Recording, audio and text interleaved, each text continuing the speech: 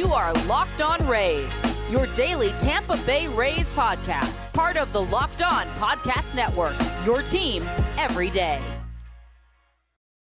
Hello, my name is Kevin Weiss. I'm Ulises Sambrano. It's your boy, Evan Closky, again.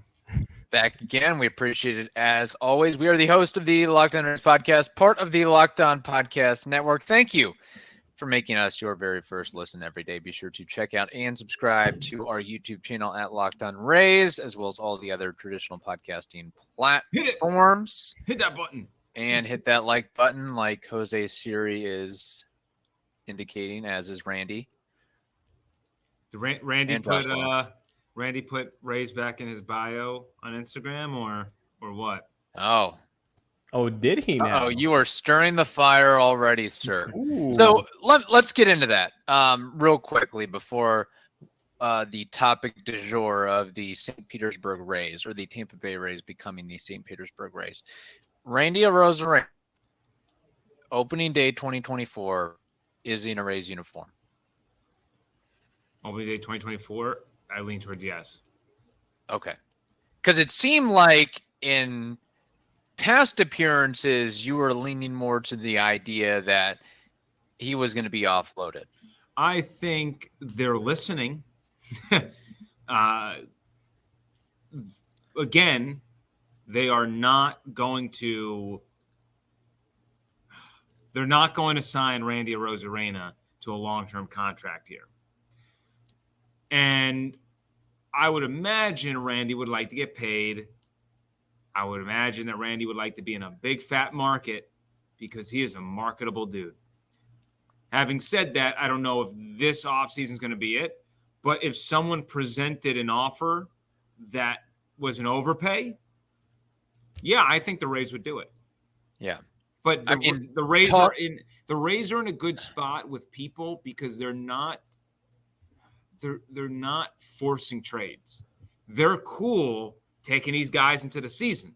So if you want him, you have to prove to me that you really want him, because I don't have to trade him. All right? Like we cool here. We're good. But if you got something great for me, I love that, because I 100% back that sentiment. But I also when you say it like that, with that bravado, I'm thinking like Eric Neander is dressed as like that agent that's gone viral on NFL. What's his name? Oh, DeVito's agent, the Italian stallion. Yeah. I feel like that's Neander now dressed. Be like, hey, you got to show me how much you want Randy for. You got to show me. I like that. Exactly. Yeah, except Neander's in a quarter zip and he's watching his kids play a little league baseball game, and there he is. Look at that guy. Look at that $1 million smile. Wouldn't hurt a fly. He would not. Look at him. Do you think he would rip you off in a trade? Never. No. I'll tell you what, though. I mean, talk about Rays fandom morale being at an all-time low. You trade Tyler Glass now. You potentially trade Randy Arozarena. Obviously, all the circumstance surrounding Wander Franco and the injuries leading into the season as well. It just wouldn't be a fun time. I don't think kicking off. If they win, it'll be a fun time, right? I mean, it's just. Yeah. But I will say, I did look at tickets for next season. I was looking at that Rays Mets series because I might have some friends coming that weekend, and that Friday, if you look it up, the Randyland section, can't get tickets for it. Wow, it's already sold out. Sold out, or it's blocked off. Cool. So you would say now they can always reopen those seats, but you would come to think that Randyland is in full swing for 2024. We've talked about it endlessly here, like that. It's just, it doesn't really make sense to move Randy because of the financial gain that this whole Randyland thing. Like I went to so many Randyland games last year, man, and basically every game that I went to was a Randyland game. Not to be, but. It was just such a great atmosphere there. But when was the Mets series that you were looking for? What, May? That was May 3rd, I believe. Oh, okay. Okay, so it's early in the season. Okay. Yeah. Ulises people will talk to Evans people and maybe work something out to attend that game or get quality tickets to that game. Sounds good. We have more to discuss, but first we have to tell you this. As the weather gets colder, the NFL offers stay hot on FanDuel. Right now, new customers get $150 in bonus bets with any winning $5 moneyline bet. That's $150 if your team wins. So if you've been thinking about joining FanDuel, there's no better time to get in on the action than right now. The app is super easy to use, and there's a wide range of betting options such as spreads, player props, over-unders, and so much more.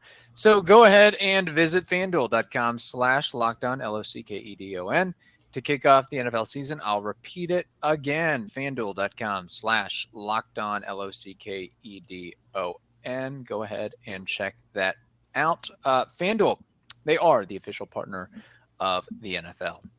Evan, in between all of your Tampa Bay Buccaneers and NFL tweets, you reposted or created a video where Brian Auld was speaking to the city of St. Petersburg City Council and laid out the Rays terms that I don't care what any of you people on the dais are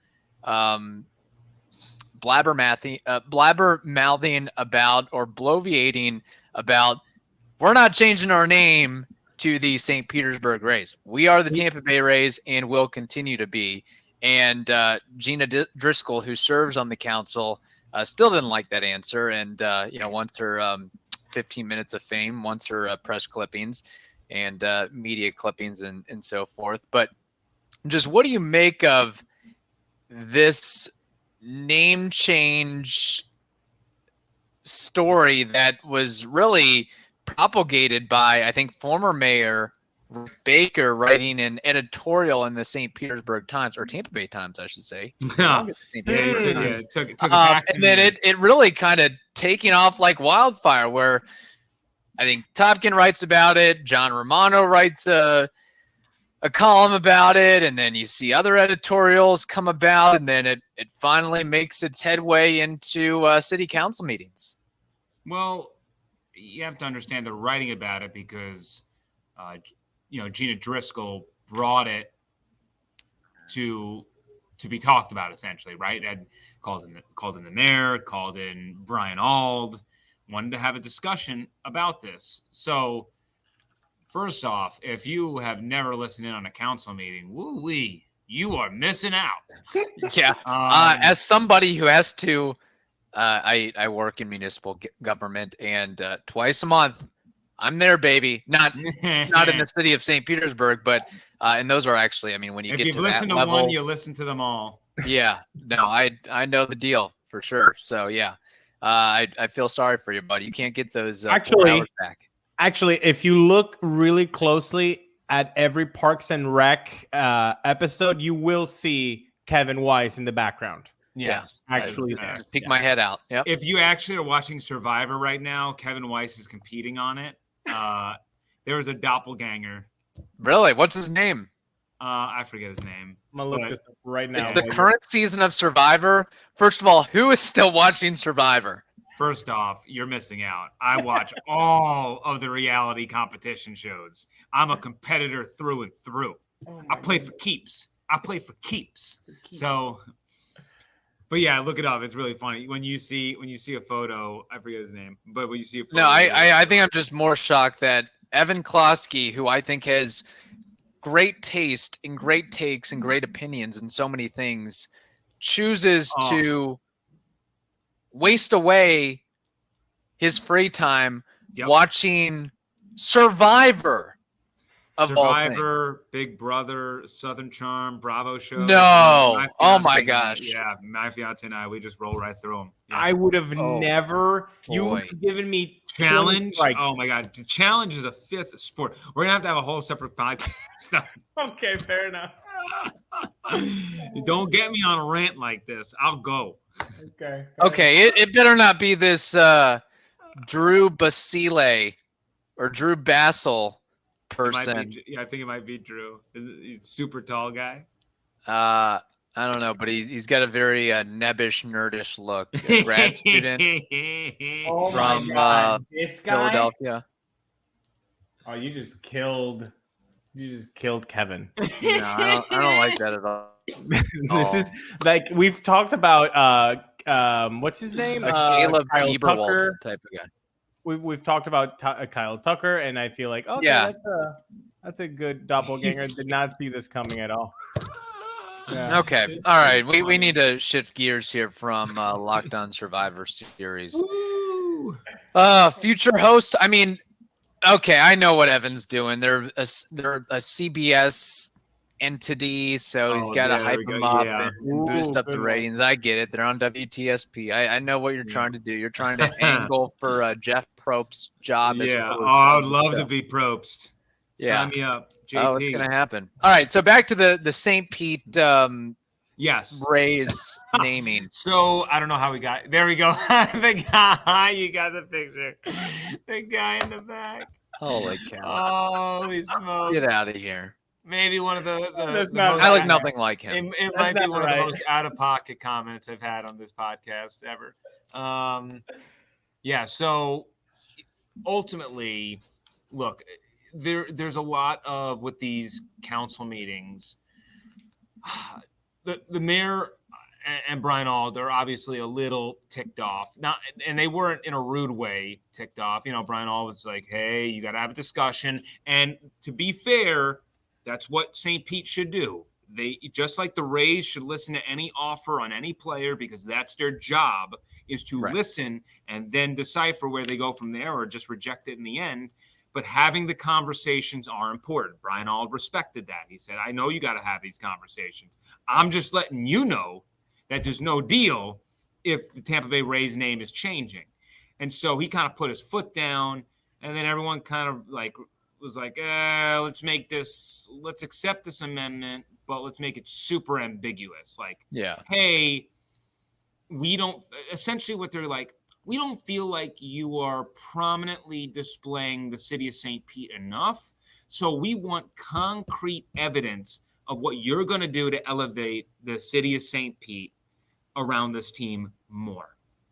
And the home run, bad pun, but the home run shot was to change the team name. In that meeting, they learned not going to happen. But at least they can get the mayor to write up some minutes of what they've talked about with Brian Auld, get some things written down, and hopefully some actionable progress moving forward for when they inevitably accept this deal. And the city of St. Pete should do that. You know, the taxpayers are going to pay some of that. And, you know, a lot of people are going to shit on the deal. Pardon my French, are going to crap on the deal. Yeah. And that's just the nature of any type of these deals. So they need to sell it to their constituents. And they also got to show their constituents that they're not rolling over and they are pushing for the most that they can. I do think it was pertinent that the mayor did tell everyone up there. I've had conversations with every single one of you. You've all been updated on if there's been updates or changes or whatever. I've contacted you. Never once in our conversations was St. Pete Rays brought up.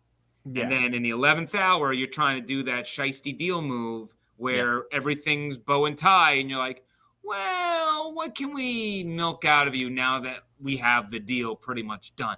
I know there's something you're not going to break the deal over. So let's just, you know, if we can, whether we can get St. Pete, you know, more, whether St. Pete can be on the stadium name, you know, the ballpark in St. Pete, right? The public stadium in St. Pete, whatever it might be. So it just, they're trying to come up with some way to just milk it for all that it's worth. That's what I gathered out of that meeting. I don't envision things to really blow up because of it. I think this is normal jockeying right before a deal is cemented and you're just trying to get what you can. The only difference is we are able to watch it all unfold. It creates uncertainty, but this happens in boardrooms all the time. You poke. Ooh, that one hurts. Okay, we're gonna back away from there. What about this poke? Yeah. Huh? You feeling anything over there? Can we poke around here? So I think that's all that it comes down to. You know, I think it was on David Sampson's Nothing Personal podcast, friend of the pod, Yes. that he said something like it could be that they could pull an Angels move. The Tampa Bay Rays of St. Petersburg, like the Los Angeles Angels of Anaheim. Yeah. But no, just know if you're watching this, if you're listening to this, and if you're watching this on YouTube, hit that like button, hit that subscribe button. Nothing wrong with that. It's for free, and you help us. If you're doing that, nothing's going to happen. It's going to be the Tampa Bay Rays. Don't fret about the name change. But even as a person who thinks this is completely ridiculous and off the wall, and they can't believe that we've gone to this extreme on something so trivial, like we're actually having this conversation in these types of settings. Yeah. Even though it's that ridiculous, I would be okay with a St. Pete uniform, you know. I think that's great. I think on 7/27 day or whatever. Yeah, July 27th, 7/27. They have to get that approved by Major League Baseball as well, because I believe you're only allowed to have a certain amount of 4. Yeah, alternates, right? Yeah. So that would have to be one of their alternates, I believe. So, I mean, it's a big ask, right? You do your Devil Ray Day, and then you have your whites and your blues. That would have to be your 4th. Take away the baby powder blue. I'm sick of it. So that's So the baby powder blues would have to go for a time being. Good. Unless they get, I would assume if Stu went to the commissioner and asked for an exemption for a day, it might be able to be approved. Having said that, if the commissioner grants it to them, then what's going to stop other teams from doing it, though? I believe like the Angels, their throwbacks would have Anaheim on it. I don't know how many people would actually be affected by like the exemption of who would be pissed, right? Like the Yankees would never put the Bronx across. The Mets are never going to put Flushing across. So, right. So they're going through discussions. Yeah. I wouldn't. If the deal is going to break down, it won't be over this. That's pretty much my take. Well, Gina Driscoll got her feelings hurt in her rebuttal. She got spicy. She really got spicy. That was she did a little spiciness. She did a little slam. Yeah. If you guys haven't watched it, we retweeted Evan's post on X, the artist formerly known as Twitter. You guys can check it out there. And it was really, really good stuff. She's answering a question that nobody really asked. Like I said, that's what previously. It is. Yeah. And Evan, like you say, hey, we don't want people that are mean and rude on Twitter, X, social media. People in the responses, I think, to your video post or videos posted of Driscoll, they were mean and rude and nasty. They were not very. Ooh, were they? Yeah, they were not fans of her, I would say. Oh. So look, at the end of the day, I think if the redevelopment is anything like Truist Park and the Battery in Atlanta, or Cobb County, I should say, St. Petersburg shouldn't have any issue drawing folks to check out what's in store there, and the shopping and dining and entertainment and arts and everything that'll be happening. That'll be the that'll be the next. Hey, that'll be the next Sparkman Wharf. That'll be the next place you got to go. Yeah, and my argument to I'm a St. Petersburg constituent. I live in Pinellas County, and I would argue to them, if you don't have the Rays, and I understand, look, the attendance numbers are what they are, but what brings people to St. Pete otherwise? Because you have a lot of visitors. I get that. That's really going to be your turnover then, is the beaches. But as far as the downtown area, you do need something. An anchor. You need a sun that the planets all revolve around. I use that analogy a lot. You need a sun that the planets all revolve around. And the Rays Stadium would be that sun. And regardless of what jokes we want to make about the attendance, you're still bringing let's just say 20,000 fans. Of the 20,000, I understand a chunk of them are from Pinellas, but a lot are from the Tampa side. They're going to come over. They're going to eat at your restaurants. They're going to spend the day there. They're going to make a trip of it. So that's going to go into your local businesses. Now you go walk around to the local businesses around the Trop and ask them if they would like the team to be there. So I'm telling you, I guarantee you, Fergs is going to be like, whatever, we'll be fine. I think if you'd ask them, they'd be like, yeah, I want the Rays here. Yeah. That's good for business. So, there's a lot in play. We haven't flushed out all the numbers yet. There's certainly going to be some things that, local taxpayers aren't going to want to pay for, which is totally understandable. It's just one of those, the mayor's argument is this will pay for itself in what we're going to get out of it and what they want to build around it, because it's not just the Trop or whatever it's going to be called. It's the entire $1 billion project that's around it. And he thinks that essentially having that as the foundation will allow everything else to thrive. As you mentioned, like the battery, that remains to be seen. Yeah. But, And not to sound like a Rays shill here, but that would, create a economic boon, and you can be a Rays shill on Locked On Rays. That's your job. Job opportunities and what they do in the community with the Rays Foundation and engagement and civic pride. I mean, there's a lot there for sure. Before we get into baseball trivia and Name That War, I've got one, Ulises, I have one Closky on the clock question for Evan here. Do we have time? We have time if you want to make it a 30-second one. Okay. All right. I'll make it a 30-second one. We can do that. Okay. Evan, the significance of Wander Franco returning to the Dominican Republic is blank. Timer started. Not a bad thing. You would imagine that if he was returning to the DR and there were issues, he would be remaining in the States, right? There are a multitude of things that we can talk about, whether he thinks there's going to be resolution, whether it's okay that he can be back there. But I don't think it's a bad step. It might be a nothing burger, but it could be a positive thing. But I think him returning to the DR is not a bad sign. So there's still nothing being leaked out about the case. We don't know what's going on. We don't know when it'll be figured out, but he's back over there, and maybe a resolution is coming soon-ish. And everything is completely conjecture from there. I'm a nice guy because I know, Ulises, you said 30 seconds. I gave Evan like 54 seconds there. So we can't change the rules on him. I thought it was 60. I thought I got 60. I know. Ulises tried to slip in the 30-second. Hey, can we do it? Hey, it's over now. I'm like Jimmy Driscoll. Hey, we can't change the rules on the fly. This is a last-minute poke and prod. Hey, will you change your name to the St. Petersburg Ray? That's kind of what the timer on Closky on the clock, Closky's corner. I know. Look, all right. You know what happened? He talked about the sun. Evan, you talked about the sun, and it's bad to look up at the sun. Don't do it, everybody. It's bad. It's not smart. But what happens is when you don't look up at the sun, you look down. And if you notice, when you look down, really down, you will find the Boston Red Sox. It's funny how that happens.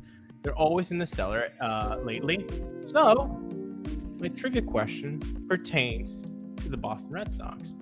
In front of me, I have the top 10 pitchers of this franchise who have allowed the most home runs. Out of these 10, I need you guys to name 4 of the pitchers wearing this uniform that have let in the most home runs. So the 4 pitchers for the top 10 pitchers for the Red Sox who have lit up the most home runs. Who've allowed the most home runs, correct? Not in a single season, but in their Red Sox careers. Correct. Cumulatively. All right. Yeah. Pedro Martinez? Strike 1. Really? For all the years he pitched there? I will tell you, the number 10, who allowed the 10 most, he has 136. Oh my God. Okay. John Shalaki Lackey. You're so close on the name, but no, Lackey is not on here. Oh, okay. Oh my God. We have 2 strikes already, is what you're saying. Yeah.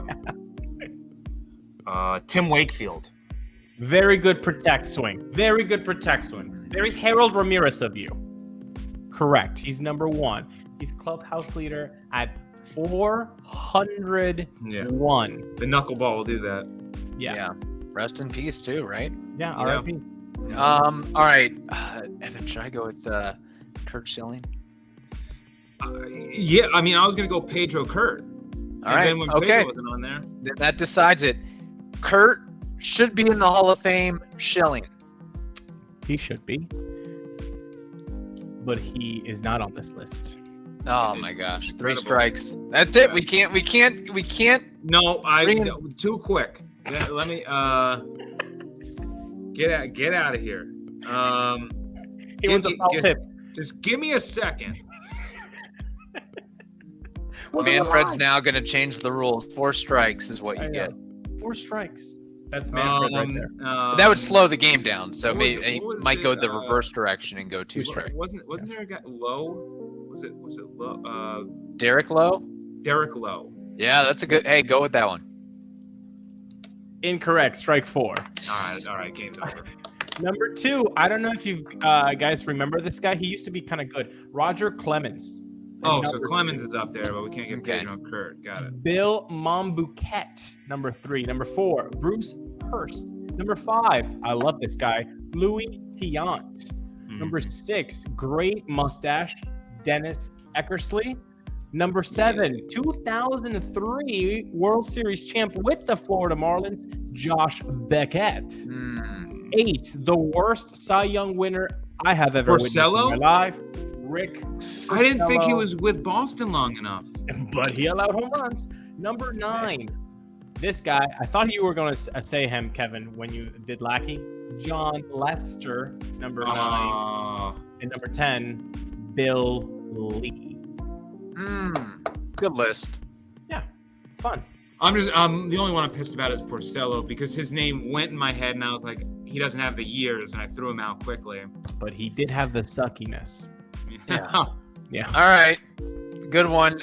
My name that war. I'm going in a little bit of a different direction here. There's been a lot of talk and discussion and articles published about the Dodgers and why not. Shohei Ohtani, Tyler Glasnow, other maneuverings as well. This guy may have played in a Dodgers uniform for a year or 2 or a lot more.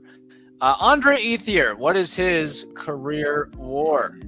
Tremendous name. Tremendous name. I mean, he was a great fielder. He was. Okay. I think he's going to be higher than. Oh God.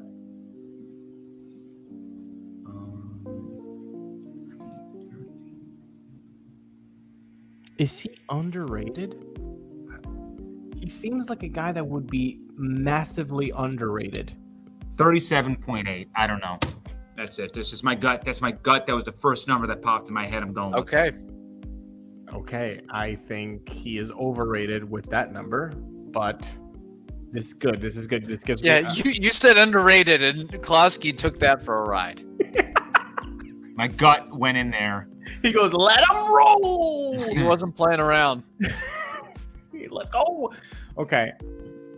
Let's just do some basic math, people. Do it with me. About 12 years in the league.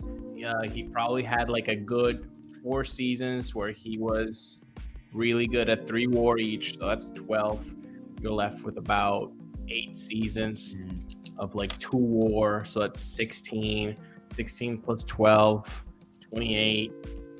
But let's knock him off a couple because he probably got slow in the end, didn't defend as well, got hurt as well. Let's go with 24 WAR. Okay. Andre Ethier was a two-time All-Star, Gold Glove winner, Silver Slugger. Played from 2006 to 2017, 12 years in the league. Year 1 was with the Dodgers.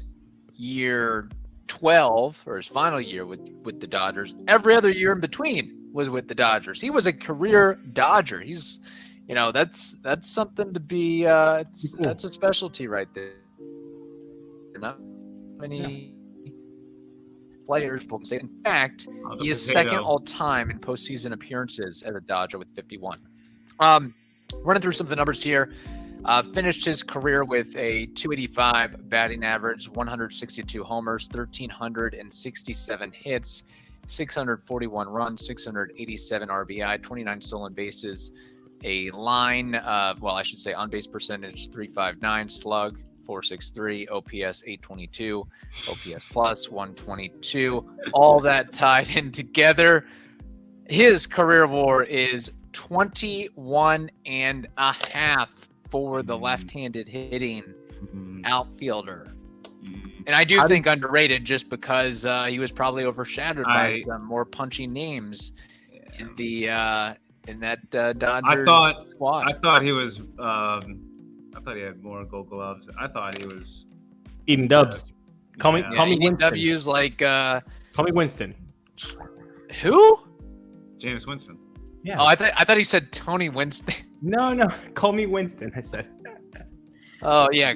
Kevin's potato is so. Yeah, my potato. It's around this time the potatoes when sundown and cold weather and some somewhat fierce winds come about. That the potato has some issues. So I'm gonna come up with like a potato picture. Please do. Potato connected to a couple of Ethernet cords or something. I'm gonna do up that. to an antenna. We're good to go. So yeah, Andre Ethier. Cool. He's now. I actually recently checked out his Instagram. He is. Not surprisingly, enjoying life and his millions. I think every post it's either him golfing, fishing, or going to a brewery. So he's living it up for sure. Yeah. So there it is. All right, Evan. Thank you for the appearance. And where can people find you and your wonderful work?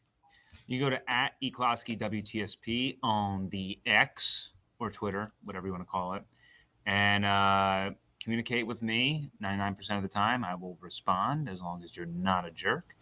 But also head to 10tampabay.com. Bucks are pushing for a playoff spot right now. The Lightning are hoping to make the playoffs. It has not been a fun season thus far, very up and down. Nikita Kucherov is probably going to win the MVP, so that's the big positive. But other than that, just grinding away. Hit me up and we'll discuss some things. And if you're watching on YouTube, savor this moment because this is the next host of Survivor. It may not be next year. It may not be 3 years from now. And you, sir, will be my favorite contestant. Whatever the guy's name is, the Drew dude. Drew, so Locked on Drew. Locked on Drew. Yeah, we could do that. Locked on Survivor. We got a lot of other niche Locked On shows. Why not a Locked On reality TV? Honestly, I'm really looking forward to seeing the YouTube comments for this episode because people are going to be like, yo, you guys were a mess everywhere. What the heck was this episode? Or some people are going to enjoy the organicness of it. So I'm hoping to see you guys chime in on the YouTube comments. Yeah. That's what it's about. All right. Hope you all have a wonderful day. Stay safe, and we will talk to you later.